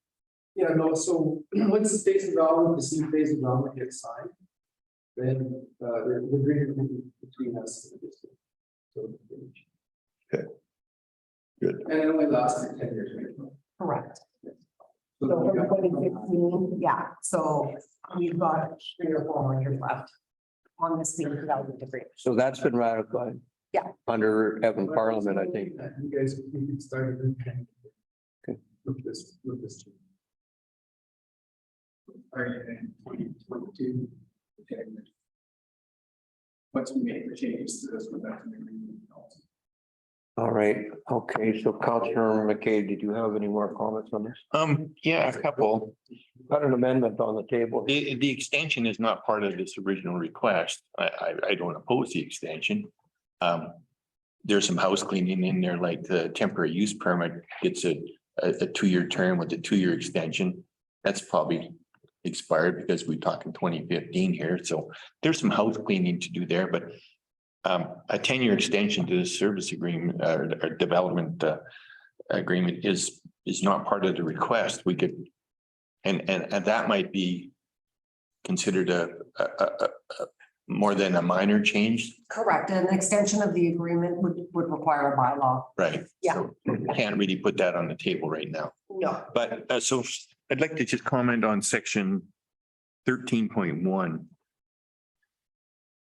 I agree with what Councillor Bushel said, that we're a resort community and we rely heavily on Twin Acres and Key Acres and Todd Kylo and Greg Kylo are great corporate citizens and help our community grow. And most of our boat launches on wet up, you got Blue Water on Mervyn out in 2 Mile, you have Sycamoose houseboats And in Old Town Bay, you have Twin Acres. I don't disagree with allowing them to use that boat launch for commercial use to put the boats in and out. I'm not so sure that they should be sitting out there in Old Town Bay on the cul-de-sac doing some welding or parking service vehicles. That's a public road and it should be maintained for public use. If they need to pull the boats out to service it, it wouldn't be too much of a stretch to take them from the cul-de-sac and put them in a gravel parking lot another 10, 15 feet. And so it wouldn't block the public road, our public boat launch. I support Twin Acres using it for commercial use to pull vessels in and out. Absolutely. Same as Blue Waters, same as Three Boys on Capel. But to use a public road to do maintenance, I'm not so sure if that's a good idea. I'm not so sure if our insurance would even cover that as a municipality for a private enterprise to use a public road allowance to do maintenance for a public business. So I support Twin Acres 100% in all these amendments and even some house cleaning I suggested to make it current. I'm not against this, but I do question the part of 13.1 about minor repairs. I don't know if that should be done on public property. Go ahead and talk. So when the first traffic circle was put in 2015, it was too small. And we couldn't even use it to turn around. So we gave more land to make the traffic after the flood and the creek over went to banks. We gave more land of our land to make the traffic circle bigger, district, US. So basically, it's, we're really just using our land when we pull off to the one side that we donated to the district to make the traffic circle bigger. And we can't make the corners around where the gravel parking lot is now, with the boats are too long. We have to come all the way to the top of the hill. We're trying to load and unload 300 people in the morning and 300 people in the afternoon. There's the traffic's mayhem, then we're dealing with the public. So it's just easier, we pull out to the one side for the creek, get the boat fixed, and we're back in the water. So that's why we're asking the community. Okay. Councilor Moms. Yeah, that's exactly what I was gonna say, that the traffic circle was not big enough and the developer gave up. If I'm not mistaken, I think it was another 10 feet all the way around the outside edge of it. Because they couldn't turn around, I couldn't turn around with my truck and my patio boat. So whoever designed the traffic circle originally missed by a long shot, so they can't turn houseboats around on it, they gotta put them in the water going down. So that circle is big enough. I think that if the district was gonna do any one thing to enhance that whole thing out there, you would make it that you gotta come in and go down. The parking should be first rather than going out that way. So you come down and you're going up the hill and then back your boat down. That traffic circle is inconvenient at best. So I'm in favor of doing this. I think that I've been out there where there's been a boat on there and they're still putting their boats in the water. It's one of the larger boat launch. I think it's even bigger than Capel is. So it gets well used. There's lots of people out there. I haven't heard one complaint about any time that they've got a boat there, and it's not a regular occurrence. Councilor Bushel, then Councilor McKay. Yeah, I agree with Jeff. Like, I mean, if we do it out there, then we gotta do it at all our boat ramps. Because I mean, they're doing on wet up there, they're doing all kinds of maintenance down there. And that boat launch is plugged up all on, even on long weekends. Yeah. With maintenance with the Shark Shack and everything down there. So if we do it on one, we gotta do it on them all. But like I say, I remember there was like 12 houseboat companies here. And we were a working community and there was boats going up and down Riverside and we didn't have the roundabout at the end of Main Street here. And people were towing their boats down to Mike Oldies to get welded and And yeah, there was 300 and something houseboats. Right now, there's probably only a couple hundred at the most. And so, yeah, we're a working community, and I think, you know, if we keep pushing these operators out, they won't be able to service their boat. You know, we're not gonna have a houseboat industry anymore. And the big push back before we were council was they wanted to get the houseboats out of the channel. And Twin Anchors was the first to do that. And Waterways moved along and did the same thing. But it's you know, it's sad to see the houseboats leave our channel, because it was a hub of activity on Riverside and Main Street when we had all those houseboats operating on the channel. So yeah, we don't want to face them out, and I think it's a great industry, and not just houseboating, but the marina itself, and has grown and become a first-class facility. And I think, you know, I agree with Malcolm. Like I say, it's maybe not the best thing, but if we're insured for it and it's covered in our agreement, we're insured for it, we should be okay. Councillor McCabe. Yeah, well, I was just voicing my opinion, you know, I still might vote for this, but that was my only concern out of all these amendments. And just to follow up on Councillor Mamas, like on our first term, it was me that sort of influenced council to say, you know, that boat launch should be public.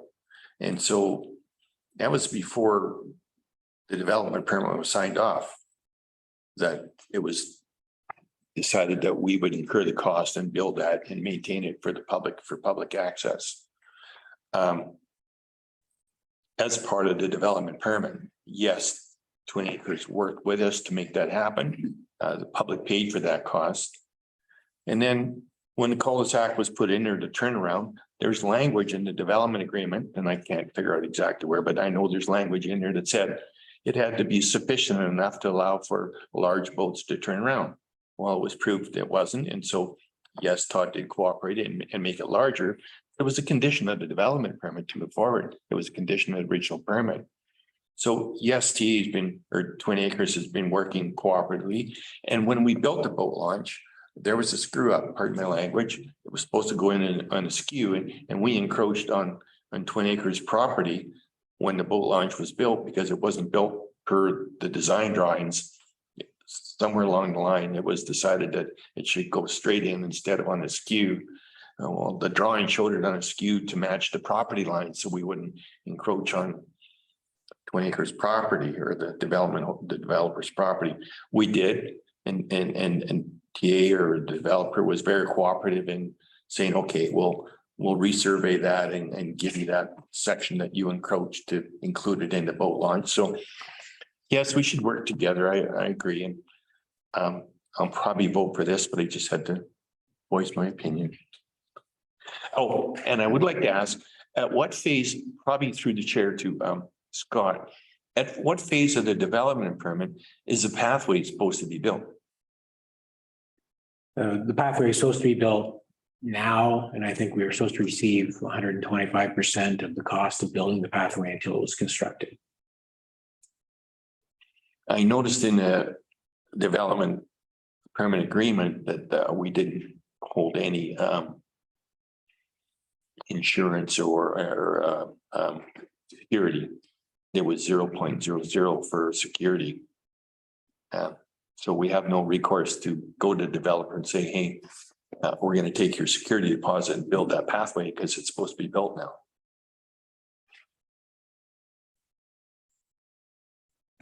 So it is the 125%, the construction of the pathway is part of the development agreement. So it's, you know, as binding as any condition of the phase development agreement. Okay, thanks. Okay, so we had an amendment to this recommendation. Yeah, so this has been moved and seconded, so we'll vote on the amendment. I want to vote on the amendment. Okay, so further that all related bylaws referred to in the agreement be updated and the statutory right of way be modified to allow for bicycles and golf carts. Okay, so I need a mover on the amendment. Councillor Malmus, I need a seconder. Councillor Bushel, any comments on the amendment? Okay, I'll call a question on the amendment. All those in favor? Carried unanimously. Now we'll call the question on the resolution as amended. Any comments on this? Yeah, if we could, Go ahead. sorry, thank you through the chair. I was trying to get a good understanding of this agreement by reading it. Then we're talking about stuff like the extra 10 feet around the cul-de-sac, and, you know, we worked, the developer and the city worked a lot to get this boat launch to be available to the public and there to use. But, you know, in reading the agreement, I couldn't help but think that we probably wouldn't be authorizing a use for parking and repairs on any of the other boat launches for the other boat rental agencies that might be around there. I mean, people can get away with doing it, but condoning it really opens you up to, it's not very specific about what a repair constitutes or how long that entitles someone to be parked there repairing a boat for.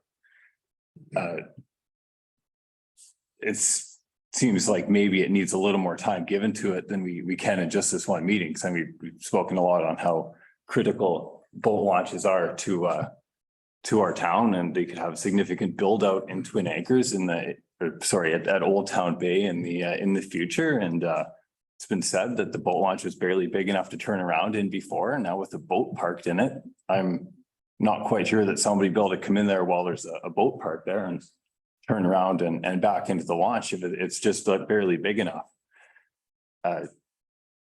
So I really feel like it's been a little bit difficult to do my due diligence on this one, and it's there's more moving parts here and more stuff from the agreement that's left, kind of been left hanging and not fulfilled by us or the proponents, such as this pathway. And I'm not opposed to it, but I don't feel ready to vote in favor of this tonight. Okay, Jeff. And Gord.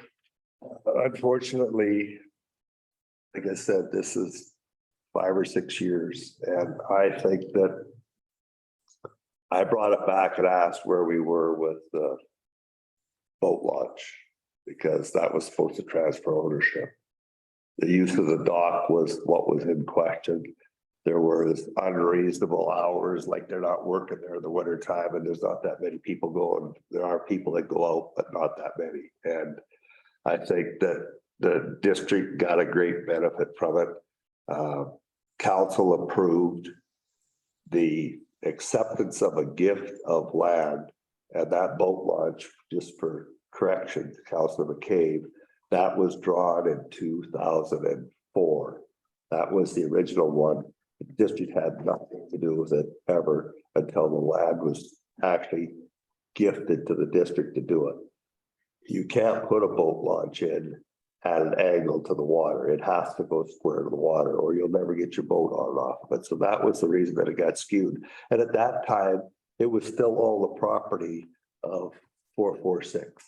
Was nothing to do with the district, so they could do as they pleased.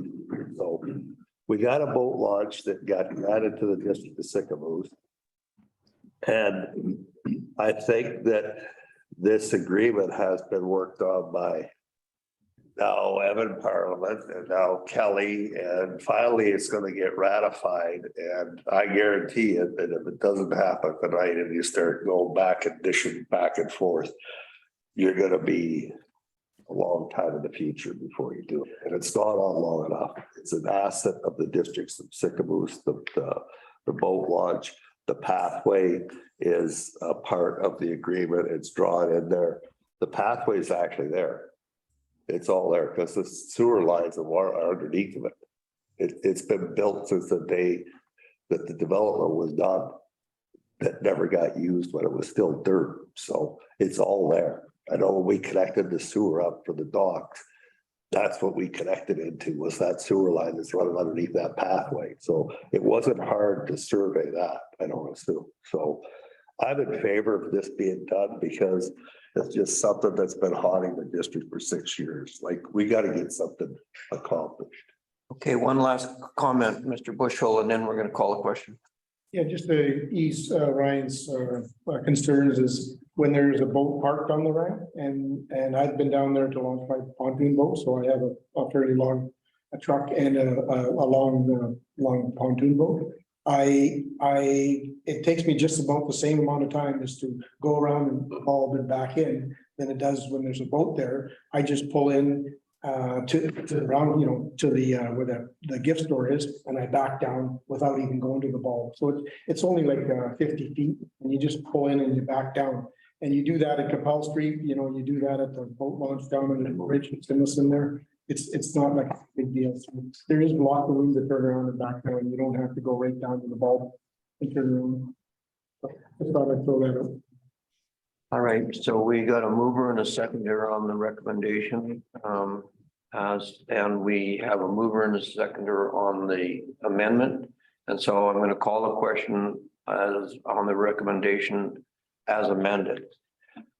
All right, all those in favor? It's in favor, Ryan is opposed. Yeah, I'll be that guy. Okay.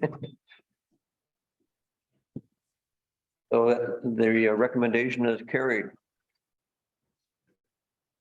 That was well. So that survey, that's a registered easement for utilities. That's not the pathway. Is that right, Kelly?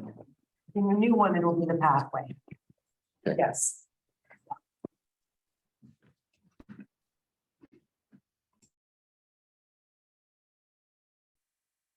You can have call, you can come back. You know, sorry.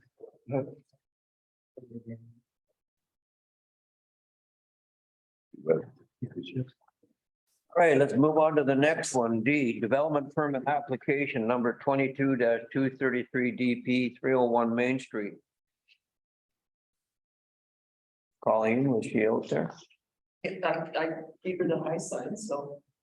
Recommendation that council authorize and issue development permit number 22-233 DP for the property legally described as Lot 1, District Lot 452, Kamloops Division, Yale District Plan 11-256, except Plan KAP 84596 located at 301 Main Street to permit facade upgrades and landscape.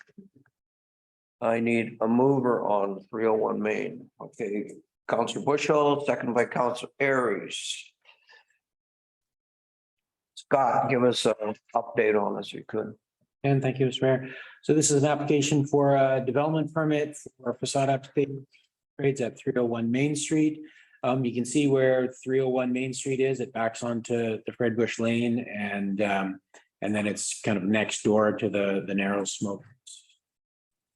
And the OCB designation is town center, and the zoning is C1 town center commercial. Here you can see the building. It's owned by the same people who own the Narrows, so they want to make it look very similar to the Narrows. And then there's the vacant lot. Or it's not a vacant lot. It's the yard for this building of Lake Country Log Homes right next door. So this is what it would look like in the end, board and batten cladding, Dorsley Natural Products, and any rooftop mechanical would be screened from view. And then as far as landscaping goes, they're looking at some planters. The fence would be wood or synthetic wood. And then some benches on road or on the sidewalk next to Main Street. Any exterior lighting would be directed to the ground. They'd like to add some parking at the rear of the property onto Fred Bush Lane. So that parking would have to be drained and directed to appropriate stormwater management. And then they'd also be looking at adding new signs. And if we had the conditions of the sign bylaw into this development permit, then they wouldn't have to come for a sign permit when the time comes. It would be covered by this. And also mobile vending's an option where they'd like to provide a space for a mobile vendor. So again, in this permit, we're saying that any conditions in our mobile vending bylaw would be included in the development permit. It's pretty straightforward. It's going to look a lot like the Narrows Smokehouse, same owners. They're going to use the same products. Should fit in with the rest of Main Street and add to the character of the area. And with the planters and the mobile vending, it should create a nice atmosphere on the street as well. So staff's recommending that the development permit be approved. Thanks. Comments or questions for Scott? The mover and the second on that. Okay, good. Any comments or questions for Scott? Okay, then I'm gonna call the question. All those in favor? Carried. Thanks, Bob. All right, moving on. So the district asset naming request, Barker Beach access and Gavel Walkway, there's the three recommendations here. Scott, maybe you can give us a complete report on this before we go through the resolution so that we know what we're dealing with. Go ahead. Right. Yeah, thank you, Mr. Chair. So this is, yeah, there are three recommendations. There is interest expressed by members of the Flockhart family and the Gavel family to have something named after people within their family within town. And so there was some public consultation, and the two ideas that were brought to the public were naming the beach area at the end of Tecumseh Road. And for some reason, it's written as beach area at Tecumseh Road, end of road right away, brackets unnamed. So to name it Flocky's Beach. And then the other part is the second recommendation, is to name the pathway between the pathway on 97A and Gordon Mackey Lane, Lloyd Gavel Walkway. That's actually on the property that's owned by the Valley Seniors Housing Society. So we'd have to work with them to make sure they're okay with that. But yeah, that's what was brought to the public, and it seemed to get some consent from the public. And then the last part is, just as we're going through this naming process and the street naming, and as we're looking at it, some of that needs some work. So again, staff's recommending that council direct staff to go through some of those policies and street naming bylaw to clean them up a little bit. They haven't been changed in a long time. Thank you. Comments or questions from council? Okay, I'm hearing none, so I'm going to read the first recommendation, that beach area Tecumseh Road and a road right away unnamed being named Flocky's Beach. I need a mover on this. Councillor Bushel, seconded by Councillor Malmas. Any comments or questions on this? Call the question. All those in favor? Carried. All right, we'll move on to the next recommendation. That upon approval of the landowner, a public walkway. Here's what I found on the web. Connecting the 97A pathway to Gordon Mackey Lane be named Lloyd Gavel Walkway. I need a mover on this. Councillor McCabe, seconded by Councillor Anderson. Any comments or questions on this? Okay, I'll call a question. All those in favor? Yeah, thank you. All right. Third recommendation, that staff be, so that was also carried. A recommendation that staff be directed to review related bylaws and policies for the naming of assets, streets, and assignments of addresses to prepare recommendation to council for updates in accordance with best practices. I need a mover on this. Councillor Bushel, seconded by Councillor Anderson. Comments or questions on this? Call, okay, none. Call a question. All those in favor? Colleen? I did. Okay, thanks. All right, carried unanimously. Thank you. All right, thanks for that, Scott. So, at least from in camera, this is for information. Okay, we got resolutions number IC 22-308. Okay, I'm just gonna. That council appoint Colleen Dales, Jeremy Fair, Mike Halfrett, and Todd Kylo to the District of Sycamoose Development Corporation Board of Directors for a 2-year term, and that councillor appoint Wally Ferris, Dave Hamilton, and Alan Wagler to the District of Sycamoose Development Corporation Board of Directors for a 1-year term, and further that the resolution was released from in camera. Okay, so that was carried. Then resolution that council not enforce the 23,000 in fines issued under the Good Neighbor Bylaw number 1005 for failure to maintain building components related to 1133 Paradise Avenue until the earlier of December 31st, 2022. That final inspection report of the demolition of the building located on 1133 Paradise Avenue, and further that the resolution be released in camera. That was carried as well. All right. So now we're into correspondence. There is a list of correspondence. We have Mayors of Peace, AIM Roads, Ministry of Child and Family Development. And then Charlotte Sutherland from Bylaw Infractions, a 2-mile subdivision, Interior Health Authorities. And then Colin Underwood, Scott Pincock, and Brett Valencia, and Steve Green, I don't know how that pronounced, Greenhoof. Okay, and this was, and then Melissa Kreberger, and that was all in regards to the Mara Lake zoning, the Mara Lake rezoning. And then Ryan, and well, that's also regarding the Mara Lake rezoning. And then finally, the BC Health Network. So that's what we have for correspondence. I want to ask Council Bushel and Council McCabe and anybody else that would like to talk about any of these correspondence for information. So Councilor Bushel, you're up. Thank you, the chair. I just wanted to, there's a lot of Mirror Lake Lane folks online probably, and just want to let them know we are addressing it, and we're going to go back to our public hearing and make this right. So yeah, we're working on it, and hopefully we'll come to a resolution here this November or December. I guess December probably. Thank you. And the other one was that I want to talk about was Charlotte Sutherland. I did check into that with the bylaw officer, and yeah, he's addressed that property twice now. He is although he cannot find that the owner is actually running a business there, he hasn't been able to prove that, but he's still working on it. So I know it's in bylaw's hands, but it's hard to believe that this has been going on for this long, and this is the first we heard about it. So anyways, we're hearing about it now, and we're hopefully our bylaw officer is looking into it, and hopefully we'll get to the bottom of it.